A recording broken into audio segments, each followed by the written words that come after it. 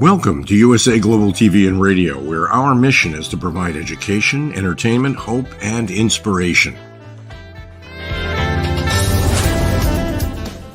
USA Global TV and Radio connects you with experts and audiences all around the world every single day to help you succeed in business and to live a richer life. Visit us at usaglobaltv.com to learn about career and life-changing training and mentoring programs like the Listening Mentor.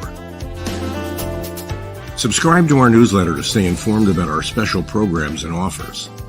Discover how you can become a guest on one of our shows or a host or producer of a USA Global TV and Radio show of your very own. That's USA Global TV and Radio, where the doctor is always in.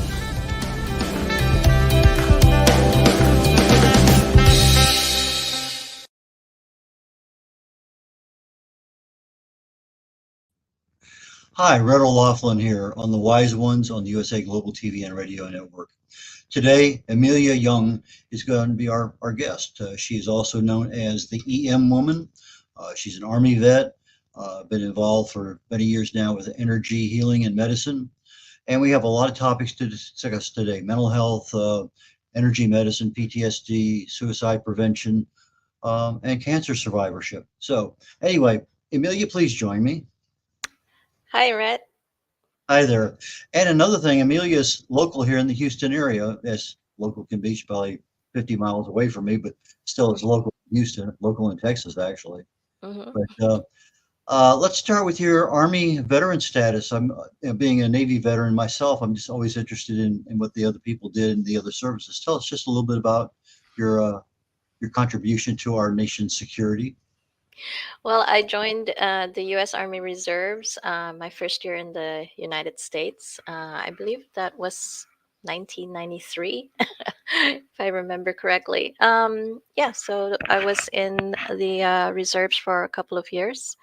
And I didn't realize that I was a veteran until I met one of your friends, Mike Martin, and he convinced me that I'm a veteran.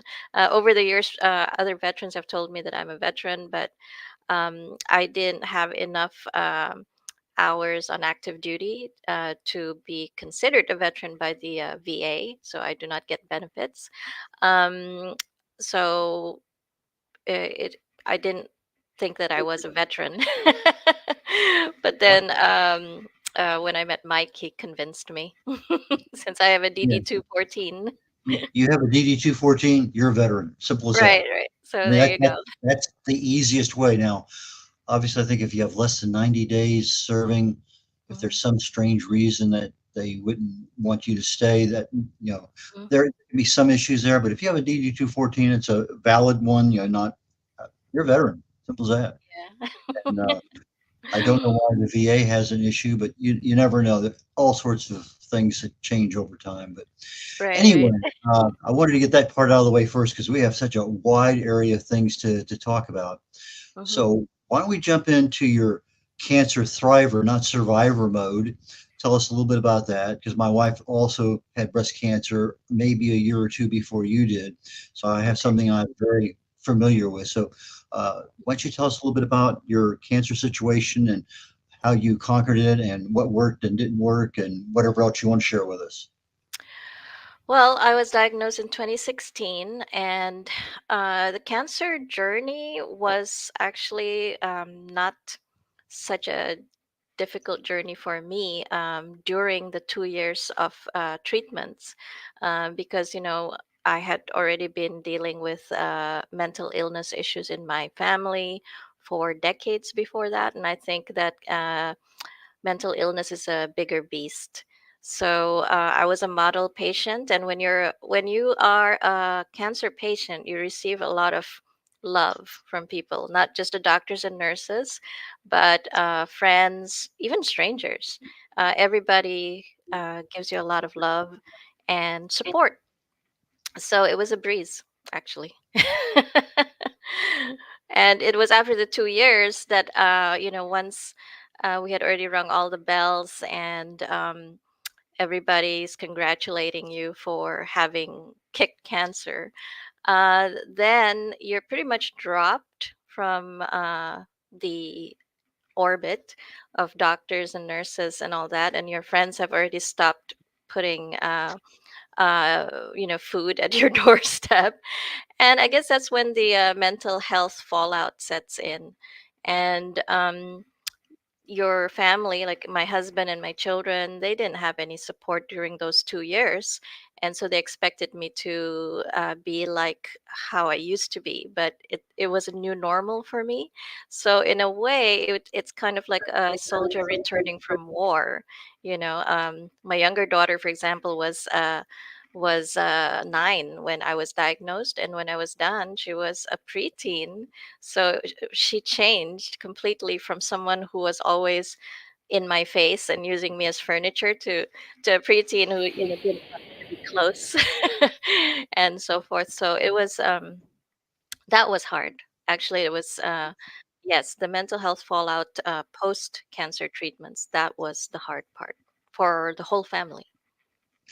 Interesting. I didn't experience that with my wife. Mhm. It may have occurred. It just wasn't noticeable. I'll Mhm. have to hear about it. Uh, but we, 1 year after she got her clean bill of health from her oncologist, Mhm. we walked the Camino de Santiago. It's 500 Mhm. miles. We did 30 days. And Mhm. that was her Thanksgiving for beating the cancer. So, but Mhm. anyway, I know that you have a personal story about suicide, and then one of your focuses in life is suicide prevention. So why don't we go down that street for a little bit? Yes, technically, I would say that I became involved in healing work when I was 16, and I prevented a parent's suicide. And that changed my life. It was a mile marking event in my life and set the stage for the rest of my life. And so, suicide prevention is a big deal for me. And my parent is still alive, just turned 82, and has written 4 books. So it just goes to show that it is preventable. And since that time, I've prevented other suicides as well. And so that is really a driving force behind my work. The EM woman. Hmm. Okay, tell us a little bit about how you chose that as a moniker. Well, because people call me M, my friends call me M.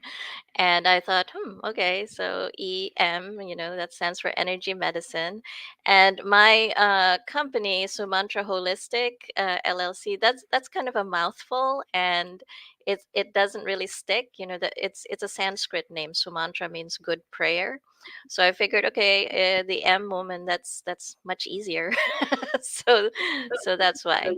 And also because energy medicine is the field that I'm involved in, and I do many different things in that field. So I don't know, it just seemed like it was appropriate. Okay, why don't we get into energy management? What is it? How does it work? What do you do? Uh, what successes have you had?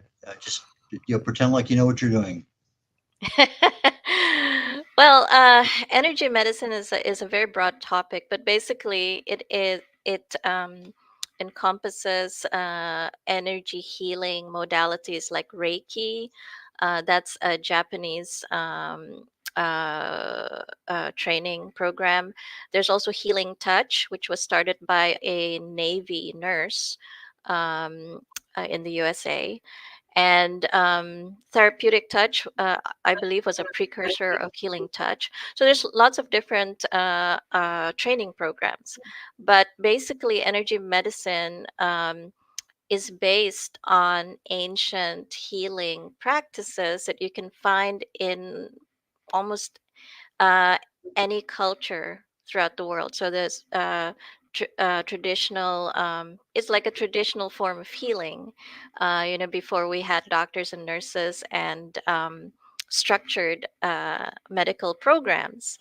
People knew already how to be present for someone who is not feeling well, and usually you touch them in some way, or just being present. But anyone can relate to the fact that if you have a pain in your knee, for example, you're gonna immediately like hold that spot with your hand, right? And so, I mean, for example, that's how Reiki came about. So that's what energy medicine is, and I believe for the past 50 years or so, there have been a lot of research into that field by people like Janet Menken, founder of Healing Touch. I think Dolores Krieger may have been the founder of Therapeutic Touch, and so forth. And basically, they have just presented these ancient healing traditions in a more structured way using scientific and medical language. But this is something that's innate to people, and anybody and everybody can tap into their uh, ability to heal themselves. And that is really the foundation of all healing, is healing oneself. So a healer is not doing the healing for you. The healer is simply facilitating the healing that is occurring for the healee. Just like, for example, if you break a bone, and what a doctor would do would be put those two, the fragments of bone together, but it is the body that heals that heals that break. So yeah, so that's what we do. I hope I covered it in as simple and as concise a manner as I could.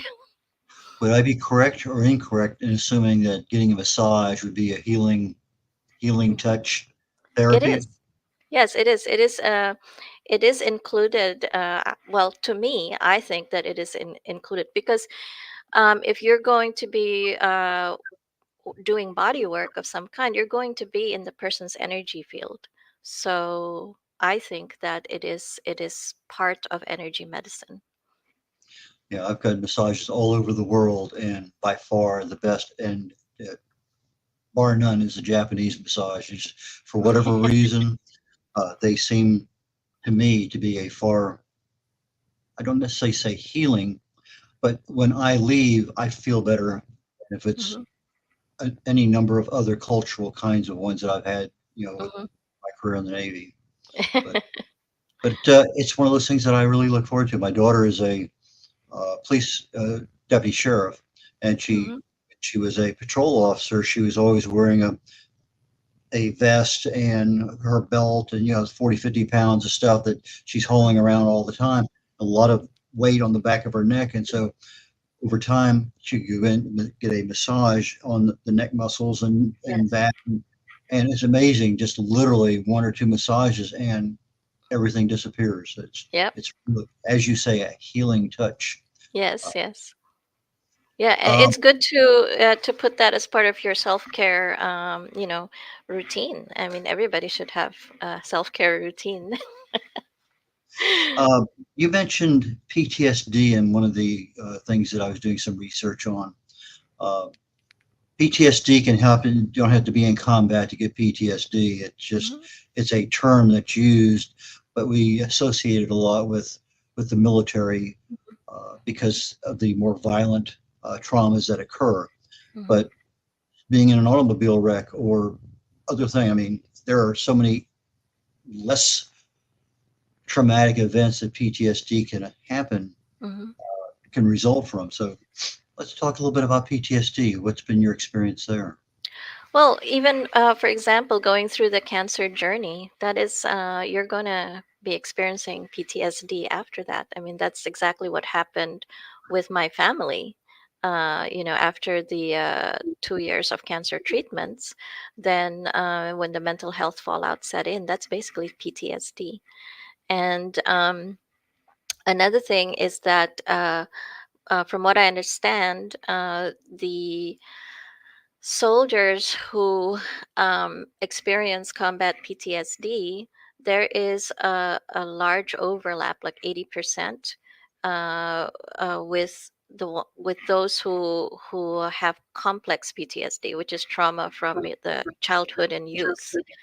And if you really think about it, um, the when recruiters recruit for the armed forces, they do focus on that demographic of youth that are looking for a place to belong, let's just say. So they might not have the best um, home environment, and so the military becomes very appealing to them.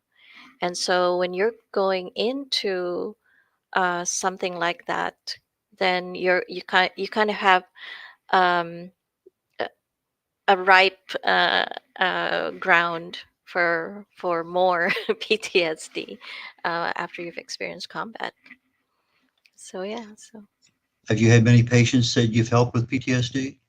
yeah, yes, actually, um, last year I did a lot of pro bono work with soldiers suffering from combat PTSD, and I would work on them on a weekly basis. And they definitely felt a difference. They well, I know one person who was um, well, when I was able to work on him on a weekly basis, he was very nice. But since I haven't been able to work on him, he's become a grumpy old man again. So yes, and actually, I'm kind of worried about that because, for example, there's one young man that I was working on a regular basis, and I helped him to get back into society because he basically withdrew from society for 10 years. And then after just, maybe 4 sessions with me, he became enthusiastic about getting back to networking and socializing for his business. So that was a big deal. And what I've noticed now, though, since I haven't been able to work on him for a few months, for several months already, I'm kind of worried about him because he seems to be on edge, and yeah, so there's a big difference. I can tell, and I'm sure if you talk to them, they would say the same thing, that they can tell the difference. We had a guest on the show here recently, last 4 or 5 weeks. He's also here in the Houston area, and he uses hypnosis Hmm. uh, to address. I was in one session when he was demonstrating. I was a young man that had been in the Army and had some issues. And he went through a number of different processes by which, I'm not saying self hypnosis, but he had us as the audience go through it when he was doing it, demonstrating it on the veteran. And it Hmm. was interesting just how we think and how we view things, and we just a slight change in our perception Hmm. can make a major difference in our brain's reality. And it's Yeah. just yeah, I was blown away. There's no doubt about it. Just the little things that he could do just by saying, well, visualize this. Okay, now let's change it to this. And Hmm. just, the walking your way through a process by which you can, as you say, provide somebody the ability to heal themselves, Yeah. which I think is a great way of stating that. Because in reality, yeah, we do heal ourselves, but sometimes we need a doctor, sometimes we need a support group, sometimes we need family. I mean, there's a lot of different things that we do need Hmm. to affect that change. But sometimes you can have a problem, and no matter what you do, you can't fix it. Uh, Yeah. it's amazing. But depression, anxiety, PTSD, all have similar interwoven things, but they're triggered differently. Yeah. And so, if you can find the trigger, then you at least have something you can work with. Hmm. How do you go Yeah. about having a conversation, trying to figure out what's causing their episodes? Well, for me, my work. mm, With every single person that I work on an individualized basis, one on one, because I do group healings and I teach and so forth. But with one on one individualized healing sessions, I do the same thing with each person, and that is I assess their energy field at the beginning, and then we see what is present in the energy field. How does the energy field yeah, present itself? And then I talk about it with with the client. So I narrate what I am sensing, and we go over it. And actually, the way the field presents itself give clues to what's going on with the client, and together we uncover certain things about the client or his or her situation. And so it's like mirror work. It's like you look at yourself, you face yourself. And then anyway, so after the assessment, I clear the energy field and I balance the energy centers. And there might be some other kind of work as well. And then at the end of it, uh, I when we're done, we talk about what may have come up.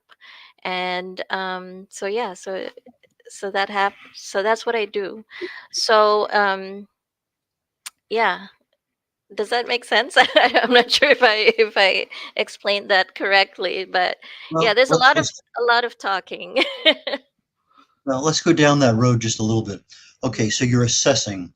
So you're like an interview. Is that an assessment tool, Well, or is it actually, okay, like I body language? Your neural linguistic programming. You're observing shifts in people's muscle tone. Anyway, Well, I when I assess the energy field, I'm talking about using higher sense perception. So, for example, we have five senses, right?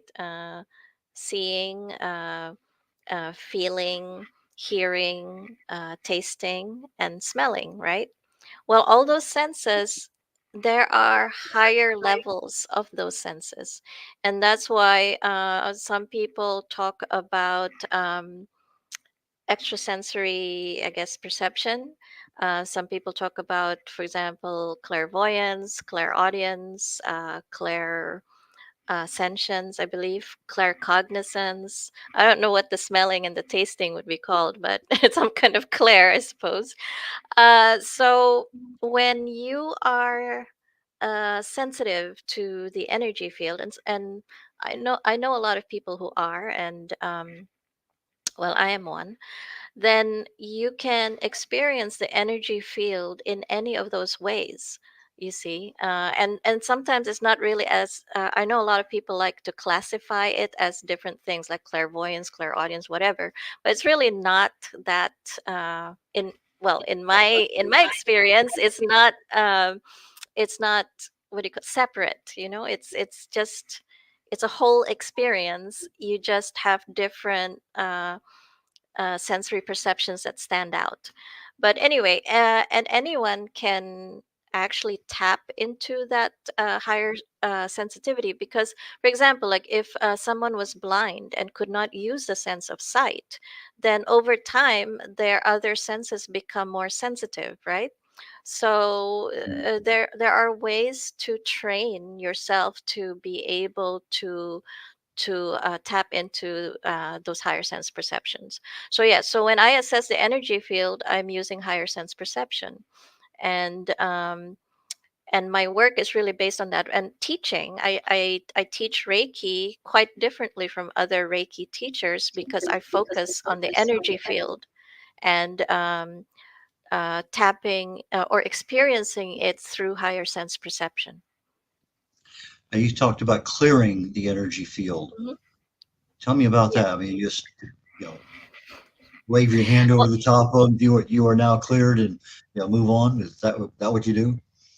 there are many different ways to clear the energy field.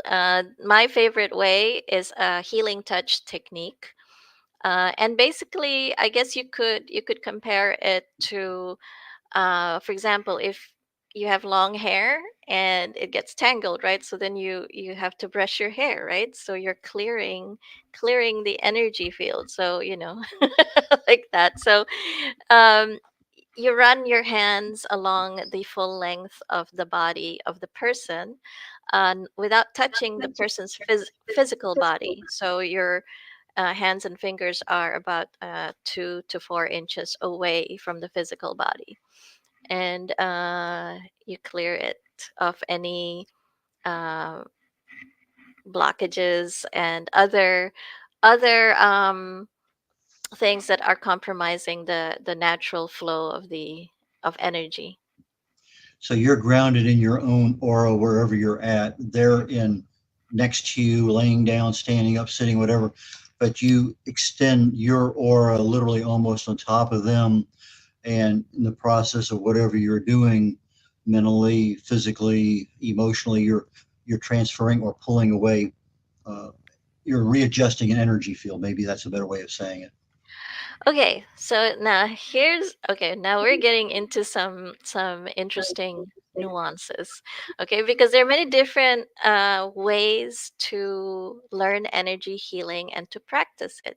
For example, healing touch, I've been trained in that for more than 20 years, and Reiki are very different because in healing touch, you actually basically you intervene by manipulating the energy field, so to speak. So there's different techniques to do different things because healing touch is based on nursing protocol. Okay, and that's why they have a very long certification, very complicated certification program. To this day, I'm not certified in healing touch because I've been busy doing the work. So anyway, but Reiki is the complete opposite. It's so easy, because it basically just teaches you how to be a channel for the universal energy field to flow through you. So again, you're not using your own energy field. You're simply being a channel. And so with Reiki, it's more intuitive. And that is why a lot of Reiki students, once they've got the hang of it, they don't even use the symbols, which are, the thing that Reiki is known for. And they just find their own way using their own intuition. So I'm kind of somewhere in the middle. Okay, you almost mentioned the word tapping, emotional freedom techniques. Is that one that is used? And then the second part of that is pranayamas, your breathing exercises. Okay. Are Okay. those things that you use or recommend? Um, I I I was not trained in emotional freedom technique. I've heard about it and I think it's excellent. Um, I do a little bit of tapping, but not a lot. I mean, it's just like once in a while. If I am also my work is very intuitive, so if I am moved to do something like that, then I will. And I do drumming, right, which is a kind of tapping. And what was the other thing that you mentioned besides tapping? Oh, Pranayama? breathing. Okay, now let me Yes. tell you that breathing. Okay, what I said earlier on is that we as healers, we're not doing the healing work. Actually, we're just being present. That's what facilitating healing is all about: is being present for the other person. And when you're being present, what does that come down to? It's breathing, isn't it? Right? Mhm. And the thing is that the more advanced healing techniques actually do not involve any kind of hand positions or movement. It's just, you're just there. So I would say that, in my opinion, okay, I don't know about other people in the field, but in my opinion, EFT and any kind of breathing technique would also be considered energy medicine. In fact, the way I've always explained to people since 20 years ago when I started teaching, that the basis of all healing is intention. So if you have an intention to heal, it's going to happen. And the key is the purity of the intention.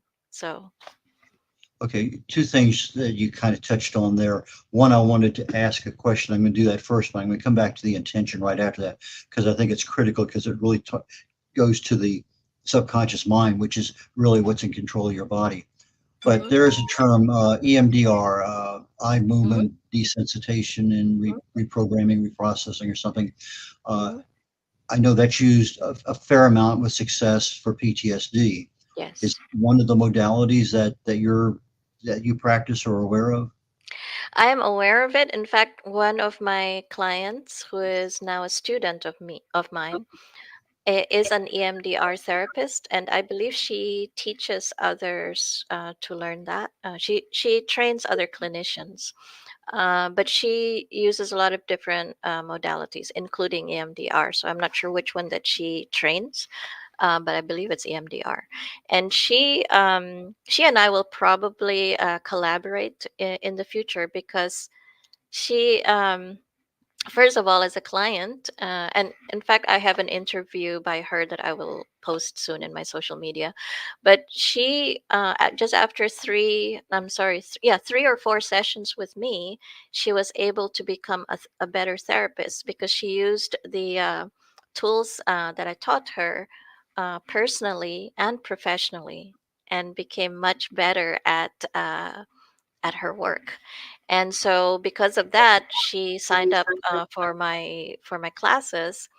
And so we've just completed level 1 and 21 days of self-care and a retreat. And so in fact, 2 days from now we're going to have level 2.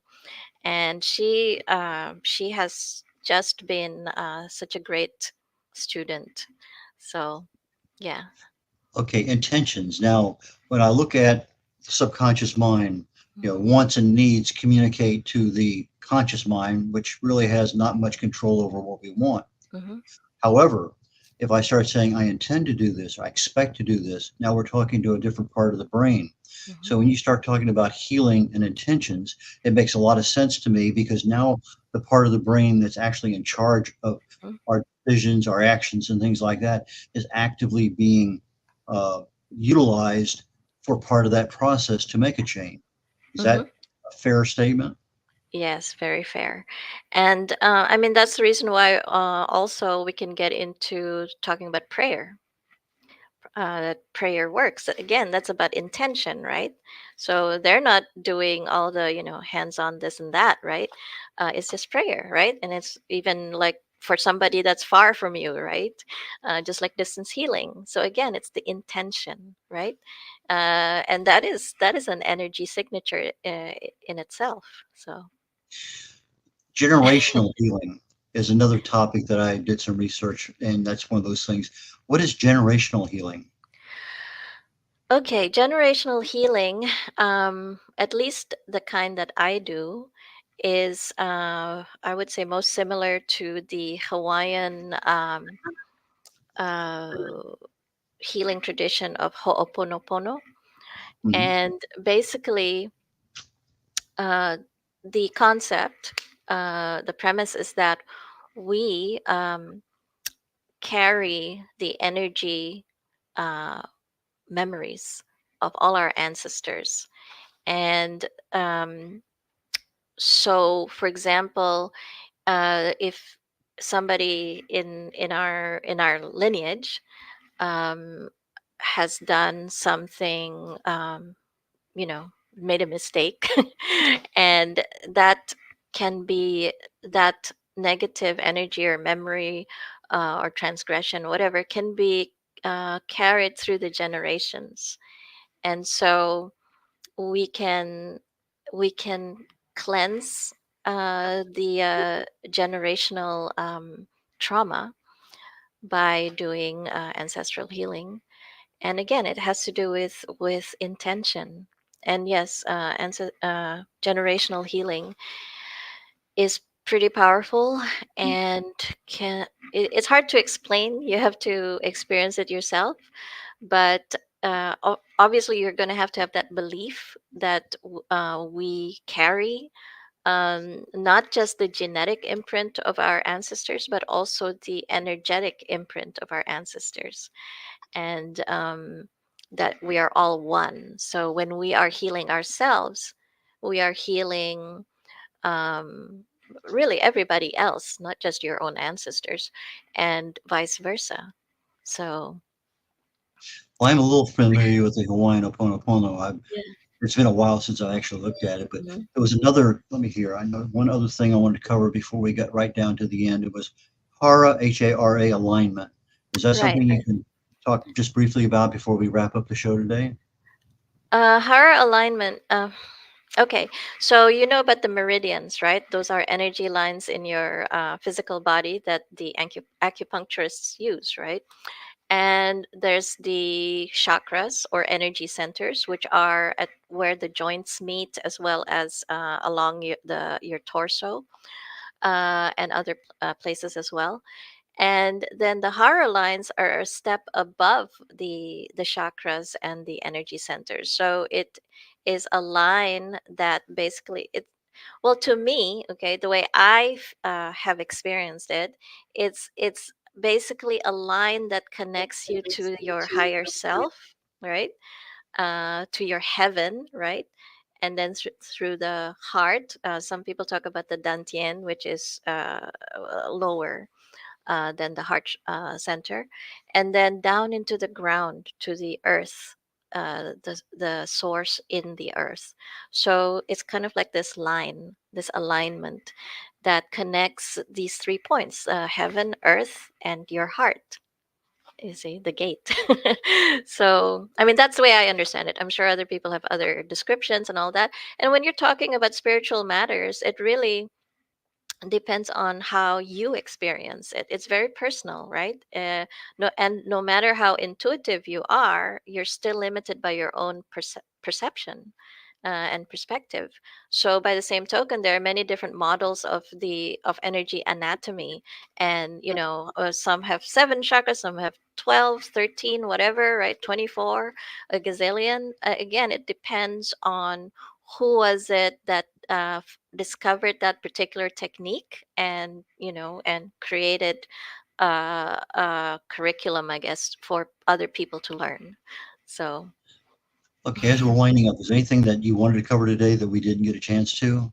Because we can always bring you back later on. There's lots and lots and lots of things to talk about, not only on this show, but on other shows on the USA Global TV and Radio Network. right, right. Well, I would like to talk about the fact that right now my focus is on training, or teaching people who are teaching or caring for other people. That way, because there are only so many one-on-one healings I can do. I'm just one person, and there's only 24 hours in a day. So by teaching others who are also, say, teachers or care providers, then more people will benefit. So I really am focused on the classes that I teach, which is Reiki 1 and Reiki 2, with a bunch of training in between as well. And it's very different from the way other people teach Reiki, because I focus on experiencing the human energy field, and the students are really, they love it. They really, we're all very bonded right now. We just had our first round of classes, and I'm getting ready to offer the next round of classes. How do people get in touch with you? The What is best your way preferred? Go ahead. the best way right now is through my phone. It is 832-477-0407. Because I am just all over the place, and I hardly can keep up with my emails. So the my mobile phone is the best way to get a hold of me. Fantastic. So that's 832-477-0407. And the EM woman, Emilia Young, thank you so very much for joining us today. I really and truly appreciate it. And I look forward to our next visit, or at Yeah. least our next conversation, even if we're not physically or Absolutely, virtually absolutely. connected. Yes, yes, I'd love that. Take care now. We'll catch you later. Red O'Laughlin getting ready to wrap up the Wise Ones today on the USA Global TV and Radio Network. Immediately following this one, in about 12 minutes or so, Talking Heads is the next show, and I started a new topic called The Heart of Health. And in reality, it's just not the heart itself, there's more to it. But if we want to be the heart of the matter, being able to have that healthy body and mind that we can enjoy life, this is a topic that I think will really and truly mean a lot. I wrote a book and I covered two primary causes of aging, but there are a dozen or more. Some of them are not major factors, some of them can contribute. But in the process of reviewing the next couple, 3 weeks of things, I felt it's super important to go back and pull up some of these things with regard to aging, because if we're taking care of our heart, but we're not taking care of our gut, or we're not taking care of our emotional being, our mental health, there's a lot of things that can go wrong. So right now I'm concentrating today primarily on, let's follow up on the aging aspects. What can we do? What can we expect? And go from there. So Talking Heads next, 1 o'clock Central, 2 o'clock Eastern US on the USA Global TV and Radio Network. And with that, I bid you adieu, and we will catch you next week. Take care. Oh, and never mind. I was going to tell you the guest next week, and I misplaced that paper. So sorry about that. Take care, and we'll catch you next week. Bye now.